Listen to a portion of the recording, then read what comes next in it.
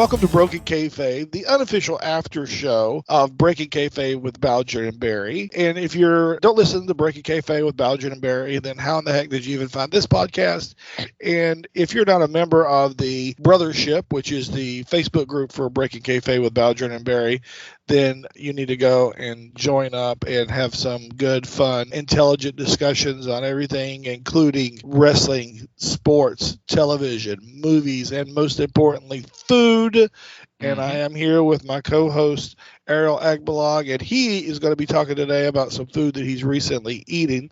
And then we are going to talk to Greg Klein, author of Paper Tigers, a historical fiction novel, and also The King of New Orleans, a JYD biography, the biography of the Junkyard Dog. So, wonderful. I just did a search of your last name, Agbalog, here, and I found the United States, there are 91 incidences of your last name. 91 people pop up on this map with the last name. 9 in Mexico. Mm-hmm. Oh, they're probably hiding from the authority. And in the Philippines, 1,206. Yeah, it's not a very common last name. A lot of people don't What's the most common surname in the Philippines? Oh, I like to say it's De La Cruz or something Spanish. It's like Rodriguez de la Cruz. I knew this. This was like they had this thing on the internet that like the most common Filipino surname, but it's something in Spanish since, the Spaniards pretty much colonized that country hundreds of years ago. And yeah, but yeah, it's a Spanish last name. I think it's De La Cruz. It could be. I don't know. You might want to look it up or something. You are correct, sir. It's De La Cruz? Yeah. Here we go. You guys like top 5? Here we go. We're going to give you the top 5 surnames in the Philippines. All right. Cool. All right. Here we go. Number 1, De La Cruz. Mm-hmm. Would you like to guess the next one? Probably. Probably. I'm going to say Rodriguez. Rodriguez, let's see here, is number 26. Okay. Number 2, you want another guess? Is it a Spanish last name or is it? Oh, yeah. So let's see, 1, 2, 3, 4, 5. All 5 are Spanish names. Wow. Could it be Domingo? Domingo, no. So the top 5, I'm going to It's Garcia. Oh, I knew it. Yes, Garcia. Followed by Reyes, okay. Ramos, Mendoza, Santos, Flores, Gonzalez, Bautista. Bautista, that's I don't know. Is that Spanish? Yeah, it is. It's Dave Bautista's last name also. Yeah, it's a Spanish last name. Villanueva, Fernandez, Cruz, De Guzman, Lopez, Perez, Castillo. Gosh, man, all of these are freaking Spanish. Yeah, pretty much. That's why, like, my last name, I don't really know where the origins come from. It sounds pretty much Filipino, and there's not that many of Agbalogs around, and there's not that many people that can pronounce Agbalog. I don't know. I don't know why it. Some people like kind of fumble it a bit. You could break it down to like its syllables, and you could still get it right. But some like pronounce it as Aguilar or Abalog. Like they would miss some letters in in the last name, and like you got it right the first time. I was like, wow. You and Jeff Baldrin got it right the first time. I know Jeff, when he said it on a podcast a while back, there was a slight pause, like he was trying to figure out how to pronounce it, but he got it right. So yeah. I was like, wow, that's pretty cool. A lot of people don't do it. But yeah, so if you see an Agbalog, odds are I'm probably related to them in some way. Yeah, that's pretty crazy, the low number. Here, let me go back to that same website. Mm-hmm. And see what my name pops up here. Let's see, here we go. Looking at my last name, Sechrist, we've got 1 in Canada, 3,660 in the U.S., 1 in Mexico, 1 in England, 1 in the Czech Republic, 1 in Russia, one in Nice. Crimea, one in Iraq, one in Afghanistan, one in South Korea. South Korea, huh? You were there, like. I was. So, the story goes that this guy named Christian Seacrest came over from Germany in 1776. I have found his gravestone and traced my father's side back to this dude, but I don't know whether everyone that's in the U.S. come from that guy, if it was even his last name, but in Switzerland, on the border of Switzerland and Germany, there is a town called Segristville, Segrist, and I spoke with someone when I was in a different industry who had the last name Segrist. He goes, I guarantee you and I are related. He said, I bet you that somewhere it went from maybe the person that came over didn't know how to spell it, or someone else didn't know how to spell it, or over there they changed it. But he said that it means the same thing, like which was like a custodian of the church or of the church. Oh, wow. That's interesting. Yep. I love stuff like that. It's hard for me as a person whose family just came over to the States like within the past, 50 years or so. Like I can't trace my family's roots back too far. In the Philippines, it's kind of weird. I guess, how different countries are. You can't really get a straight answer. And here, I mean, my grandparents immigrated from the Philippines to the United States, so we don't have a really long, family tree that dates back to the, like past centuries in this country. It's just fairly recently. So, it's really cool knowing or finding out the genealogy or the genesis of your family name, or where they came from, or possible origin stories of where your family came from. I love that stuff. Because you'll find out like you're possibly related to someone famous or infamous, and it's a pretty cool thing. I like that. So if you go to this website, it is called FamilySearch.org. If you go there, you can sign in, and you type in, you basically start a family tree, right? And then you put in your mom, your dad, and you can put in your grandparents, and there might be some things that pop up that say, oh, it looks like this person is related to you, if you know them, and you add them, right? And the more people that you add, then the more it will build up that family tree. Yes, and it will pull people from your past. It's really, really, really, really cool. So you got like I'm looking at it now, right? And I can see I'm doing a portrait family tree. It's got me, my parents. It's got my mom's parents, my father's parents. Then I click on the little arrow there. Pretty cool, huh? Yeah. Oh, I see you're related to someone named Jesus C. Christ. Just kidding. Yeah, we got to go back 2,000 years for that, huh? Yeah, exactly. Yeah, so that website's FamilySearch.org. It's all free. Yeah, and see, look, here's my dad's side, and I'll keep going on these people. Yeah. And so as people update theirs, then here's this guy Christian I told you about, and look, let me see if it pulls up. That pictures of his tombstone. Oh wow! Yeah. In North Carolina. Yes. Yep. Rowan County, which is north of Charlotte. And, back in the day, there were only started out like 5 counties in North Carolina, and now there's 100. So the counties used to be much, much larger. And so we live about an hour and a half north of Charlotte is where I grew up. Oh, wow. And look, remember I told you Segrist? Yeah, Segrist. Yeah. 1720. Jeez. Yeah. Ludwig Secret. Yeah. 1676. Wow. And look, he's deceased. You imagine that? Yeah, imagine that. Yeah, pretty cool. It's pretty cool stuff. I enjoy going back and looking. So it's familysearch.org if there's any other nerds that want to look up and figure out, see some people that you come from. And, and then what I would do is go back and type this name in there and see how many Segrets there are. Mm-hmm. Because those are the people that, once this guy Christian came over here, then the name changed. Yeah.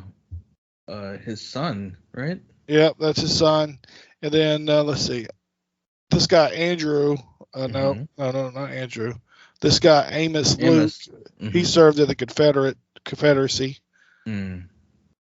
So we found his tombstone. Nothing that I'm proud of, but we found his tombstone, which is buried near us. So that is my grandpa's grandpa. Wow. So that's... Yeah, and my grandpa's name was Luther Amos. Mm-hmm. And this guy's name was Amos, so he was named in part after. That's cool. So the exclamation point is, what is it? Oh, missing cent. Okay. Yeah, there's data that's missing. Standardized marriage place, but you're not going to find a marriage place in there for someone that was married probably in 1900. Of course not. Yeah. Wow, that's so cool. I got to check it out sometime. FamilySearch.org, everybody. Mm-hmm. They're not a sponsor, by the way. No, well, they're actually owned or ran or whatever by the Church of Latter-day Saints. Oh, okay. They're big on the genealogy. It's all free. I do, man. That's how my brain works. No, actually. What's X videos? Just kidding. I was working on a post for Breaking Kayfabe, and this is some of my things I'm doing art on right there. I see. Wow. I can't do that. I get annoyed if I have that many tabs open. I used to, but then, and I do come through and click the heck out of them sometimes, but like I'll have one or two or three. Here's some work ones for me. And here's the website for my business. And so I'll have a bunch open, and then my family will come through and open. You didn't know that I was Pinellas County's premier reduced fee real estate company, did you? No, I did. No, I did not. Yeah, now I know. Wow. Yeah, so I'll just go through and close them, every once in a while, because my family will just come in, and I'm glad that we all are comfortable enough that we can just share this computer that's over and sort of in the living room. You had a couple days off finally. We heard you complained about the work for, gosh, man, it seems like a month, and then all of a sudden you got a day off. Yeah, I had to complain to get that day off. Hey, you should tell them to listen to the podcast, and then they can hear you complaining about it. You don't actually have to complain about it. You just say, "Hey, listen to the podcast." They hear you complain. They go, "Wow, we got to give this dude a day off." Yeah, exactly right. No, first of all, I apologize for complaining about not having a day off on my job. I know there are like other people that work a lot harder than I do, and hey, bud, longer hours. It's content for our podcast. You keep on. That's true. But yeah, Thursday had word that we have to work overtime again this past weekend, and possibly the upcoming weekends too. So it would have been another couple of weeks of overtime work, and I'm not sure that's legal. But I didn't want to do it. So I told my boss, I'm like, well, first of all, that's not fair that we're doing all the work and they're not scheduling day shift and afternoon shift. They're just relying on night shift to do all the work, and they want it done by this time. That's impossible without having other shifts involved. And my boss agreed, so he called his boss, and my boss's boss was like, well, they are requesting assistance for this weekend. Can you do it at least? I'm like, no, I'm not going to do it. I told my boss I'm not going to do it. If someone else wants to do it, fine, that's fine with me, but I'm not coming in this weekend. Boss said, yeah, that's fine. and we got so that was Thursday. Friday, got an email from my boss's boss saying that we need limited support Saturday night, but no support Sunday night. So they gave us the Sunday off, everybody, and they are going to schedule support for Saturday and Sunday afternoon to help us out a bit. So kind of like, a compromise. And I was like, okay, good. That's a step forward. That's just that thing is what we needed. Just a little break, before everybody goes crazy at work and starts, we're burning out. So that's cool. I was fine with that. And actually, I just needed this little break so I could work another. If they wanted me to work another month, I would do that for them. I just wanted a little break in between. That was all I was asking. And finally got it. I slept a lot. Saturday was just, I slept all day Saturday and most of the night. Like I slept 10 hours Saturday morning into the evening. And then I woke up, watched a little TV, and then went back to sleep until Sunday morning. That felt really good. And yeah, I'm more refreshed. I feel better. I'm not as grumpy. And oh, thank goodness. I'm not as grumpy as I am at work or at home or with people. I'm fine when I do the podcast. I'm great. I love doing the podcast, but no more grumpy Ariel at work. Well, I mean, when I get to work, I'll be like less grumpier. But I had a pretty productive weekend. Well, not really. No, I ate. I don't know if that's productive. That's just being gluttonous. But yeah, I had food.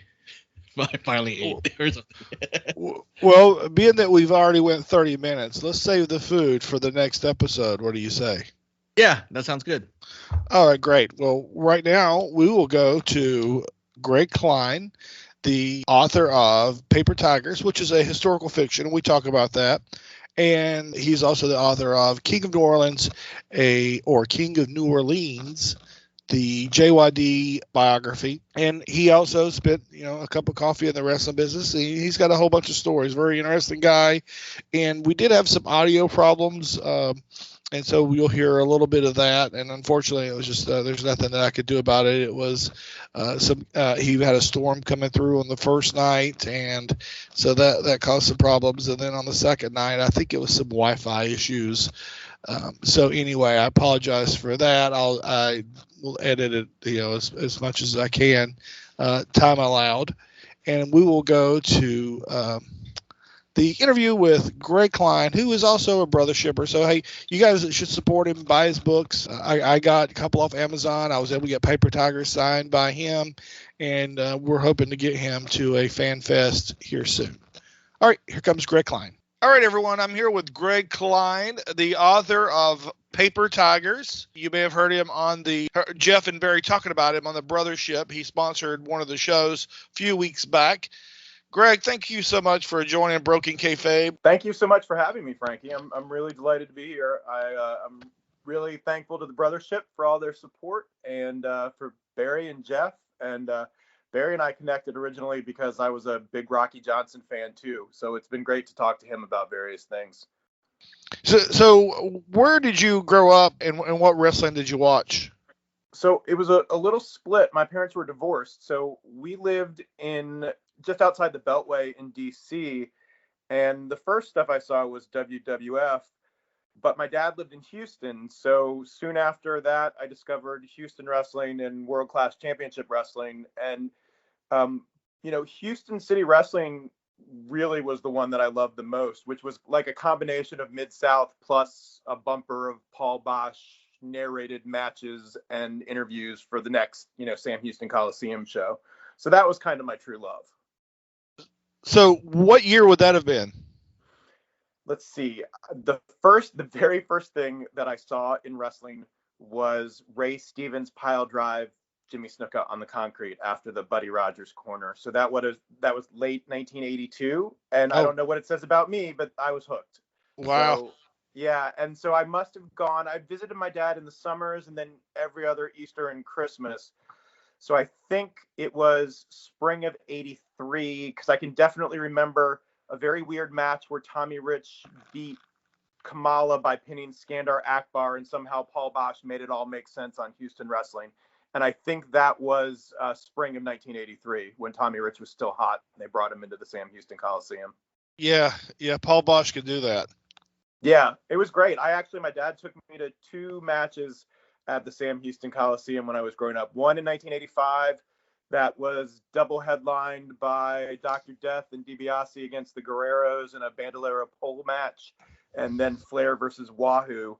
And that's why to this day Wahoo's one of my favorite wrestlers, because in 1985 I was still believing that he might have a chance to beat Ric Flair, and it was a great match. And then I didn't get to see the comeback, but they did it twice. And then a year later I saw UWF matches, which was like a 2-ring battle royal, and Freebirds versus Bill Watts and Terry Taylor and Chavo Guerrero or something like that. And those were that's why I wanted to be a professional wrestler. That's why I love professional wrestling. That was, that's my connection with people in professional wrestling today, is just people that remember that stuff even better than me. Because I would only go for Easter and Christmas and summers. So I miss things in the timeline. And, now that I can go back and watch it all, it's like heaven. I would watch that over anything from today, and normally do.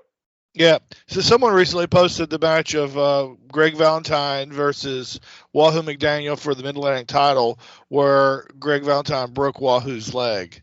Oh my And gosh. I think that was 78 or 79. And man, I had an all new appreciation for Wahoo after watching that. I mean, I always thought he seemed like a tough guy, but I probably remember more from his later years than I do, the late 70s, which was also later. I think he started in the early 60s. So, yeah. And, as I get more into the history of Houston wrestling and just discover how important he was there, and, various other cities, how for some reason, we got Southwest Championship Wrestling on one of the, UHF stations pretty early. But we didn't realize that we had already missed kind of the brief golden era of Southwest Championship Wrestling, which was when Wahoo was the booker.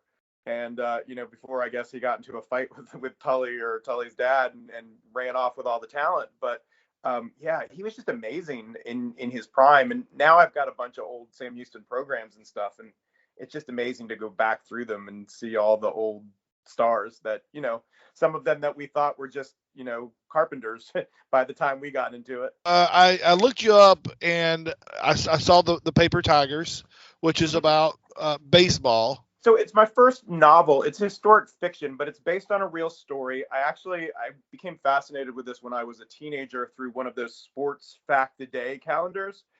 And it was about Ty Cobb climbs into the stands and beats up a crippled fan, gets suspended, and his teammates, weird, display of solidarity with him, since most of them hated him, went on strike to support him.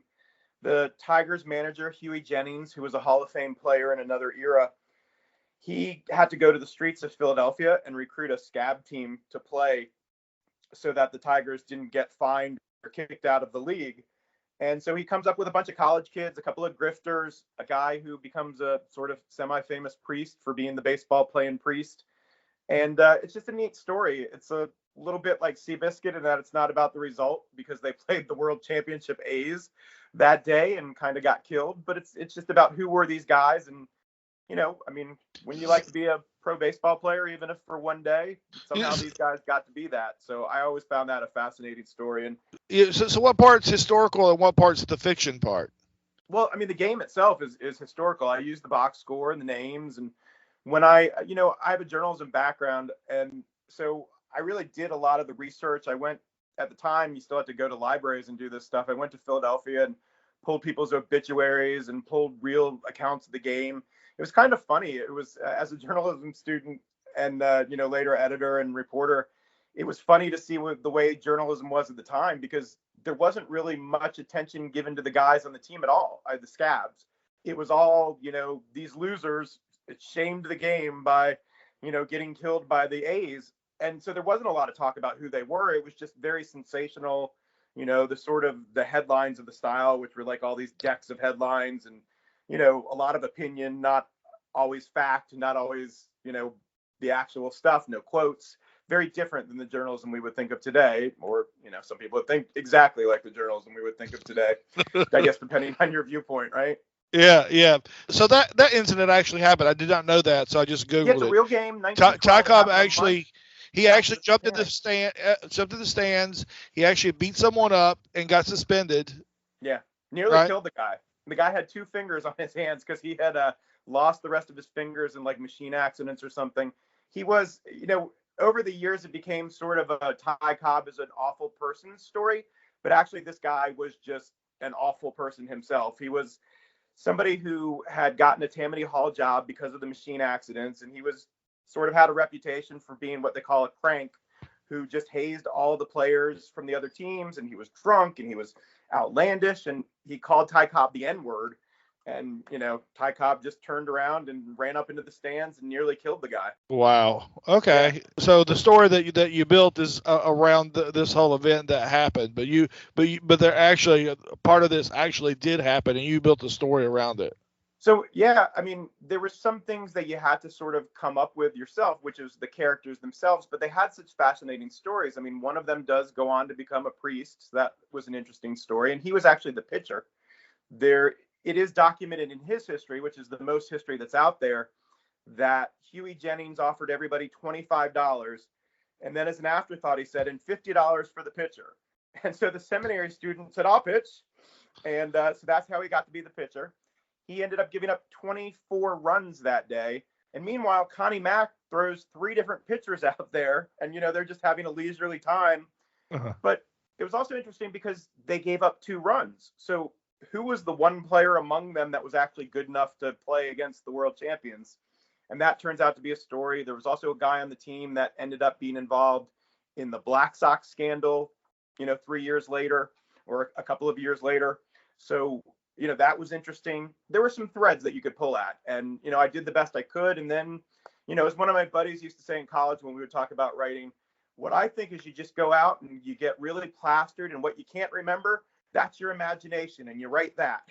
So this was sort of similar. I just did all the research I could do, and when I couldn't do any more, I just filled in the gaps. That is really cool. I've got a new appreciation for the book. So, if you remember, I bought a copy. Yeah, thank you. Everybody that's on Breaking Kayfabe, I always, they support the show, so I support them. I think I've got something from everyone since the Breaking Kayfabe started.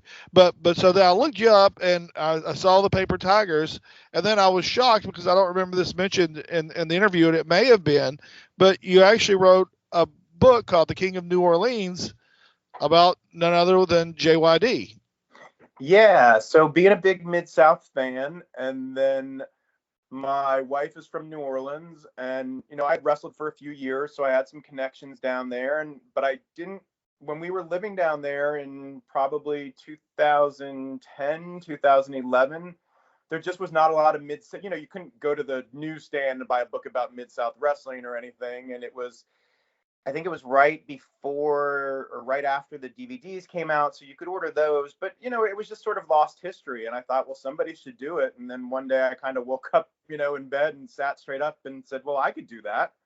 And, so I didn't have necessarily a background as a historian in wrestling, but, having been a wrestler for a few years and then loving Mid-South wrestling, I sort of felt like I could fill in the gaps. And, I queried ECW Press, and suddenly we had a book.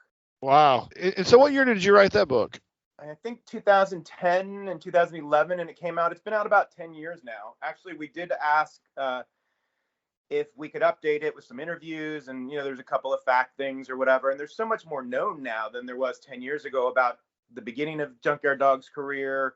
I've had a beer with Al Getz when we were visiting my in-laws in Marietta for Thanksgiving, and we talked about, you could write a guest chapter for this, and just really, why would I go do your work over? Why don't you just pull some stuff. And he pointed out that there's still so much that we don't know and so much that we'll never know.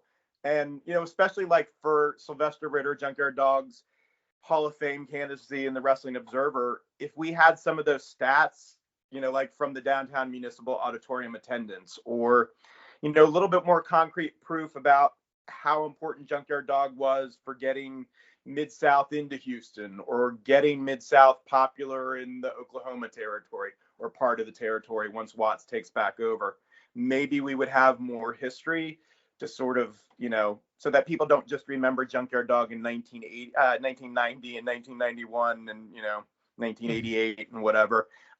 One of the two worst matches I ever saw in my life involved the Junkyard Dog. It was right as I was breaking into the business in 93, and he was wrestling the Iron Sheik on top, if you can believe this, of Austin Idol's awful, like 3-month-long promotion in Southeast Alabama. And it was so bad. I think that might have been the same year that Iron Sheik was in that Legends Battle Royal, and he won because he was the only guy that couldn't take the bump or whatever. So, same sort of thing, but somehow either Austin or maybe Scott Armstrong was booking for him. But I mean, Austin was not, I don't know, his taste in wrestling was not very good in my opinion. But the main event, the finish was supposed to be Junkyard Dog is so angry that he throws Iron Sheik over the top rope and gets disqualified. Only Sheik wouldn't take the bump. So they tried like several times, and Sheik kept stopping him. And finally, he just kind of gingerly, eased him over the top and got disqualified. And then like Boris Zukov hit the ring. And then, of course, guess who gets to make the save? It's Austin Idol in 1993, thinking he's the star of the show. So, yeah, I can see where people might see the end of his career and not think he was a Hall of Famer. But, I just wanted to put the story in context of like the first black, not superstar per se, but star of a individual promotion where they went all the way with him as the guy. And, how unusual it seemed on the surface that it would be in Louisiana, of all places, in Mississippi, I guess, which is everybody's, thank God we're not in Mississippi, kind of thing. Uh-huh. No offense to any brother shippers that live there, but having lived in Alabama and Louisiana, that's what everybody says. Hang on just a second. I lost you for a second. We broke up. Let's see if we get it back here. Can you hear me? Can you hear me fine? Oh, there you are. Oh, yeah. I think we're good. Yeah, you're good now. Thank you so much for coming and talking. And can you tell everybody where they can get this? I'll go ahead and say one place. You can get it right now on Amazon. I'm looking at it. Amazon.com. Yep, it's on Amazon. Yep. Paperback is what you got. You can also get it for the Kindle or an audio. You have an audible audio book? Greg, when we dropped off last time, there must have been some storms or something. We just lost internet connection. Yeah, we were having an East Coast storm. And you said you're down in Louisiana? No. We live in just outside of Cooperstown, New York. Okay. Oh, that's why you were at the Hall of Fame, were you? Yep. I for the last 10 years, I worked for various newspapers, and so I was always doing various Hall of Fame things. And then the other day I was at the Sabre 2022 Sabre Day talking about the book with a bunch of people at the Hall of Fame. So my first time talking about the book at the Hall of Fame. That was fun. That was really cool. How'd you get lined up with that gig? So the former mayor of Cooperstown, Jeff Katz, is also on a board of directors with me for my film commission, Film Coop, which is, of course, short for Film Cooperstown. And right now I'm the board president and acting film commissioner for the region. And so he was president of Sabre for a while. Cooperstown's actually a small town, so you have to have 3 or 4 jobs, I guess.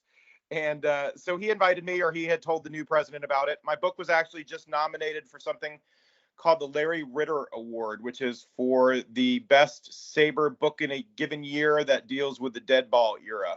So that was fun. And so it's just nice to talk about the origins of the book and my ideas for playing Huey Jennings, and just, how long this idea has sort of been inside of me before it finally got put down into a novel. Okay, cool. That's really neat. Yeah. So I think we were going to talk about your foray into wrestling, Yeah. and, So and I I'll and I break. and I want to make sure that you get to talk about whatever it is that you want to talk about. But I'll be glad to have you on another time too. So Absolutely. Thank you. I appreciate it. This is, I've been thinking about doing a wrestling podcast for a while, and I just haven't been able to sort of break into this world. But, I was in wrestling for about 5 years, just as mostly a job guy or an indie guy. But I was trained by Adrian Street in 1993 in what we would jokingly call the Skull Crusher Shed outside the Skull Crusher duplex in beautiful Gulf Breeze, Florida, which really is a great place to train, I guess. If you're gonna be put through your paces and learn how to be a professional wrestler, you might as well do it, where you're 5 minutes from the beach at any given time. So that was fun. And my best year in the business was working for Jerry Gray. So Barry Rose had that backwards. He said that Jerry trained me and Adrian was my mentor, but it was really sort of the opposite. Adrian and Linda trained me in the Skull Crusher Shed, and then I met Jerry Gray in 1996 in the Houston County Farm Center and worked for him basically my last year in the business. so let's back up. So where were you living when you went to train with Adrian? So I think I told you this before. I went to Auburn University, and when I graduated, my first job out of college was at a newspaper in a place called Fairhope, Alabama, on the eastern shore of Mobile Bay.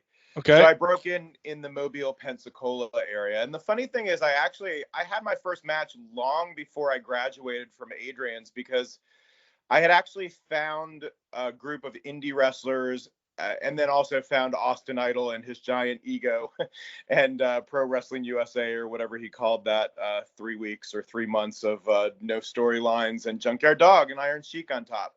But so some of the indie guys, it's funny, I look back now, the biggest scoundrels that I ever met in wrestling were also the people that broke me into the business. And the people in Mobile and Pensacola probably have some stories they can add to this, but a little crippled referee named Donnie Briers, and then a guy named uh, Crazy Joe of the Hard Time Express, which you can imagine that gimmick. And he was really living it, and so much so that I think he ultimately had to leave Alabama before a warrant was served for his arrest, and end up in Louisiana instead. But anyway, so I had matches, even before I had graduated from Skull Crushers, just somewhere, in Mississippi, in Alabama, in the, Gulf part of Florida.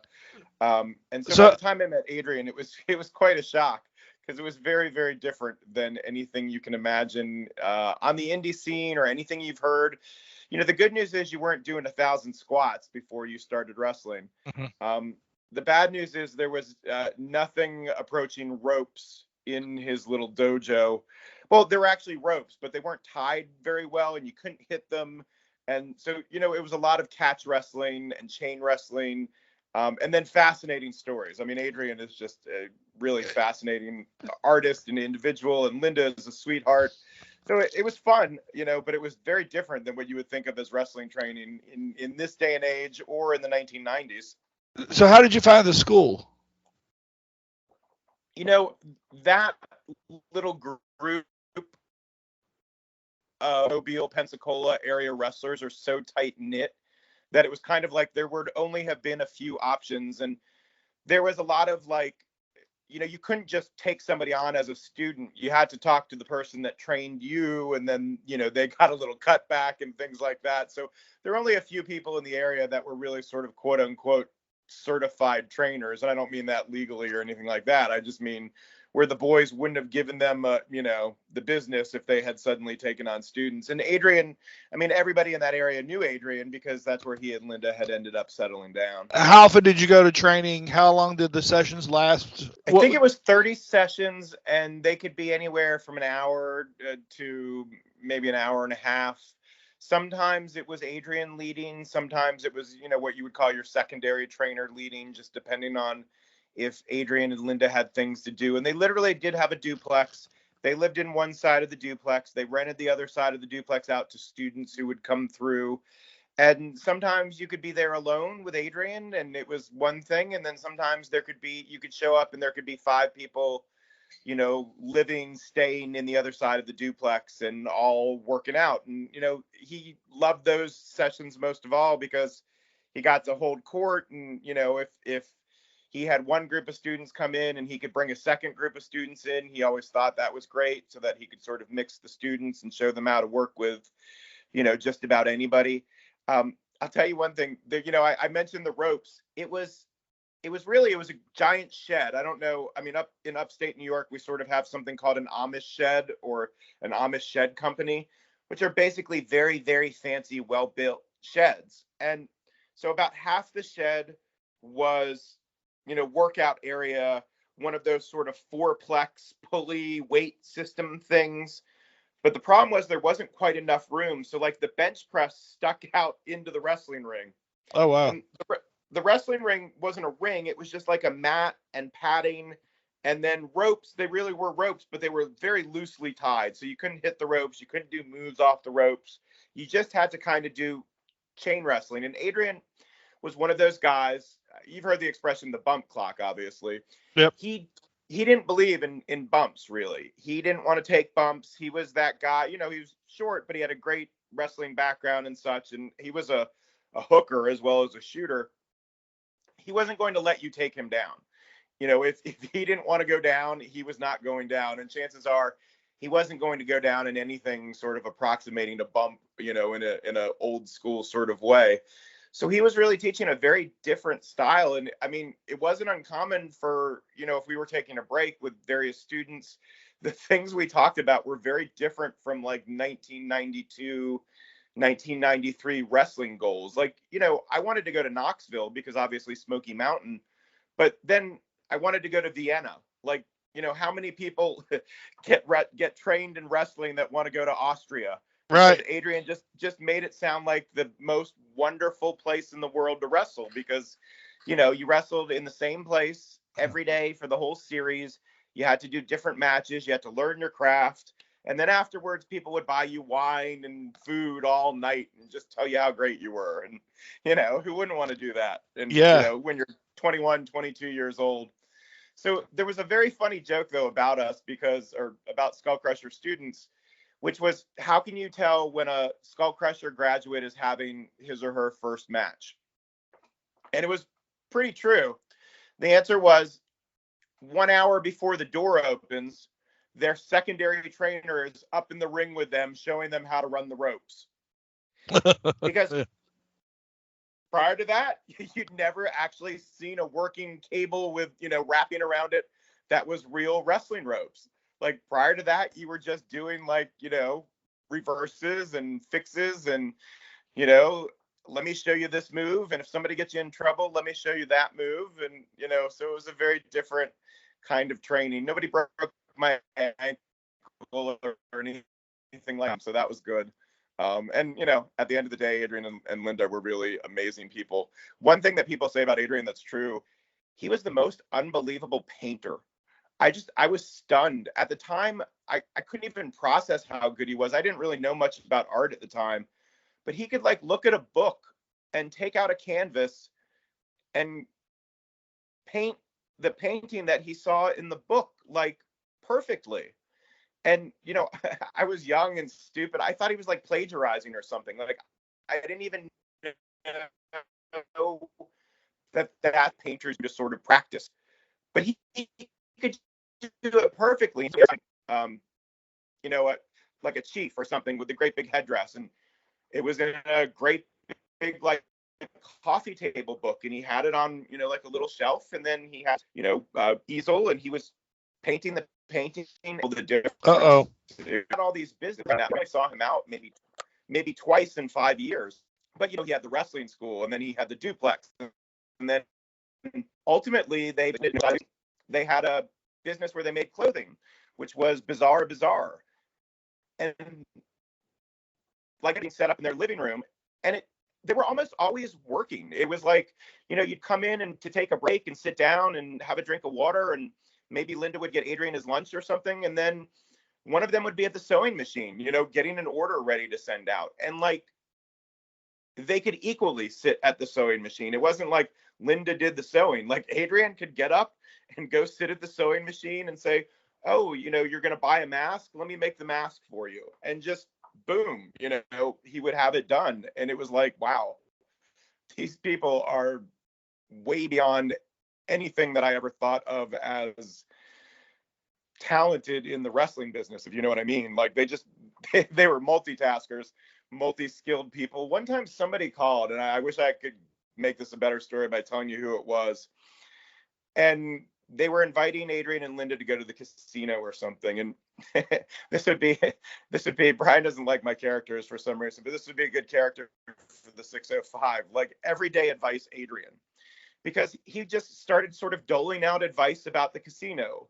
Well, if you win your money, you put it in your trunk, and then that's your winnings. And if you don't, well, that's your entertainment.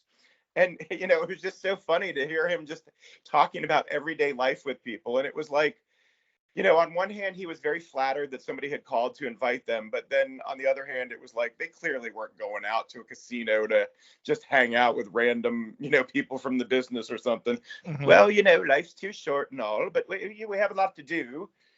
So it was very funny. He was in retrospect, I wish I had spent more time with them. But, it was really to be, gosh, how old would I have been? 22 years old and wow. Just breaking into the business. My newspaper job was horrible. I must have probably made like $6-7 an hour in 1993 to be a general assignment reporter at a paper that was ahead of the curve of like understaffing. And but it was a beautiful place. And obviously I didn't know growing up in Houston and DC about the Gulf Coast and, pre-Southeastern, pre-Continental. I barely knew Continental history, let alone Southeastern and Gulf Coast. So it was really neat to hear all of those stories. There is one, I don't know, do you want a famous How Tough Was Adrian Street story? Sure. Okay, so I wasn't there for this, but I heard it from Adrian. I heard it from my secondary trainer, Chris Cody, and I think, I won't swear to this, but I think I heard a very similar enough rendition from the guy who was involved, which was an old school Gulf Coast light heavyweight guy named Turbo Ted. And Turbo Ted was actually a really nice guy. He's not Ted Allen, before anybody asks, and I don't know his last name, but Jack Lord sort of confirmed who he was for me. So Ted was using like a Mike Jackson gimmick of like Alabama light heavyweight champion or something. He was mostly wrestling his old circuit in the Gulf Coast, area, Mobile, Pensacola. And somehow he got invited over to the Skull Crusher shed. And you would think he and Adrian would have known each other, but somehow they didn't know each other very well.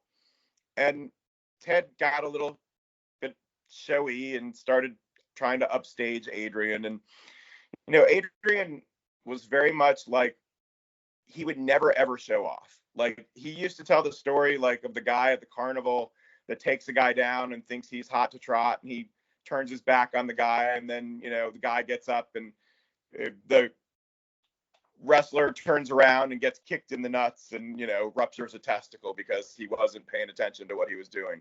So Adrian would never show off that he could, do anything to anybody, but everybody knew that you just, like, didn't mess with him, right? Mm-hmm. So somehow Ted didn't get this, and he started poking Adrian in the chest. And at some point, Adrian says, if you poke me in the chest one more time, I'll take your finger off and shove it up your arse.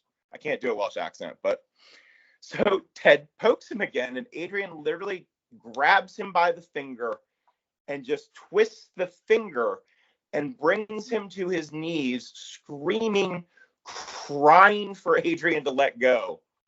And, then Adrian cuts a promo on him and says, now, if you ever come back into my training center and do that again in front of my students, it'll be much worse than your finger. And the room was just like floored. And it was like, that's the magic of Adrian Street. Pity the people in the Carney days that used to think that he would be the easiest one to take out, right? Yeah, that's true. Wow, that's really interesting that you spent that time with him. So did he require the money up front, or was it like you pay this much down and this much every time you come? Yeah, so I paid, I think, half up front. My deal with my parents, I can remember being in college, coming home about halfway through college, saying, you know, what I really want to do is be a pro wrestler. And my mom and my stepdad going, you know, if you graduate, maybe we'll help you out a little bit. So I think the deal was my mom paid for half, and then I had to pay the rest, like, you know, as I went. So there's probably like about 3 months of just constantly being at Adrian's, and then, you know, as much as my $7 an hour job could allow, I would scrape it together and go back. And so that's why I was already wrestling mostly for this guy Donnie Bryars, and then Crazy Joe, and then various promoters after them, you know, in the Mobile and Pensacola and Mississippi area.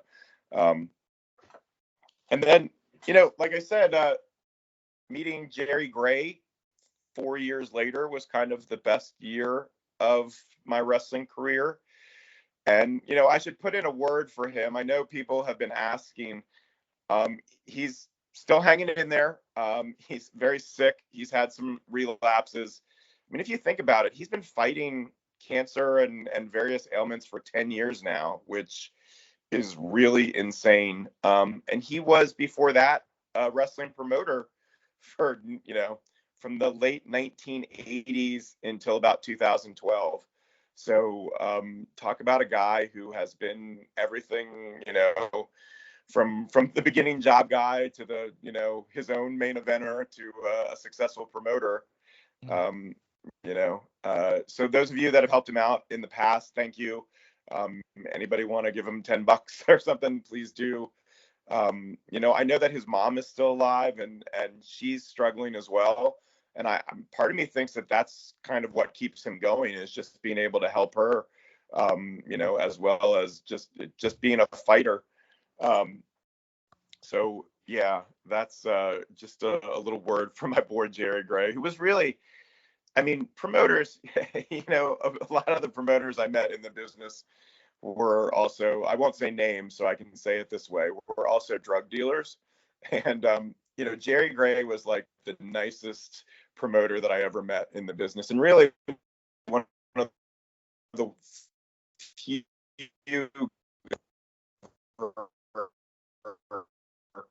like, I made being a professional wrestler and not, you know, like a green boy breaking into the business. We went one place where we used to get $4 payoffs, and then we'd go to Burger King and go, well, there's my check for the night. So yeah, so you know, that was kind of special to have be able to see a couple guys like that. Bob Armstrong was another one that I got to hang out around quite a bit. And you know, when he died a few years ago, I was like, man, I was really lucky to be around a legend like that. And his sons too in Atlanta, but Steve and Scott were great guys. And you know, they would drive Bob around. Like, I think half the reason Bob stayed in the business so long is because he had his boys looking after him and just taking him to matches. So that was sort of a fun thing as well. You know, as you know, when you get to this age, it's nice to look back on some of these memories. Yeah, you know, Bob is one of those few people that were in wrestling that no one has anything bad to say about him. He would be in the locker room. So I hung out in the summer of '96 in locker rooms in Anniston and Sylacauga, Alabama, looking for work. All my friends were working for this one promoter. Now I can't, well, I might have referenced him previously, so I really don't want to say his name, but and I just could never get work. But I was like there being sad all summer, and then I looked back and realized that, like, it was like the whole Armstrong family reunion tour went through that locker room that summer. And it was just, in retrospect, it's so much fun. And the thing about Bob is, like, you would just sit next to him and watch him do things that were just pretty amazing, like little things, you know, I mean, not stupid things in some ways, but like one time he had a frayed string or something, and he dug out his lighter and, you know, burnt the string. And I'm watching, like, literally with Bob Armstrong, watching a little ember of a, you know, fire go up the string and burn, you know, till it stops. And I'm just looking at him kind of, you know, mouth open, and he just looks back at me and he goes, if you pull it, it'll just keep on running. And you know, that's all he had to say, right? It's like life lessons from Bob Armstrong. And so he was mostly that summer wrestling The Punisher. Barry, what is Barry's last name?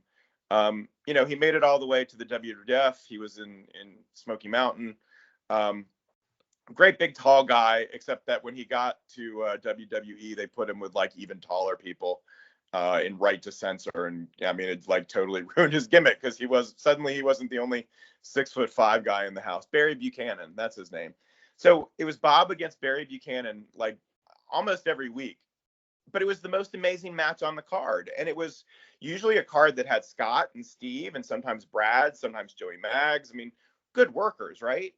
Mike Jackson and Alan Martin. But Bob at age 55 or whatever it was, and Barry would go out there and just tear the house down. And Bob would take one bump. He'd take a great big backdrop from Barry. And again, 6'5", right? So it's like he would just like launch Bob up, and it looked like Bob would never come down. And then he would just take a perfect bump like every time. And it was like, whoa. Who is this guy? Of course, the answer is he's, legend Bob Armstrong. But and then the other thing is that I don't think people realize how big the Armstrongs were in Alabama. Like the Armstrongs in Alabama were the Von Erichs, except that they didn't own the promotion. And if they had, I mean, they probably would have run into the ground too, by pushing themselves too much. But I think the statute of limitations has run out, but they made so much money selling merchandise. They brought their own merchandise women. They had women that followed them around that just sold Armstrong Family Values merchandise. And I mean, as if Bob and Scott and Steve weren't making enough money on their bookings, I'm sure they were supporting their families with their t-shirt sales. And, I think they were supporting the two women that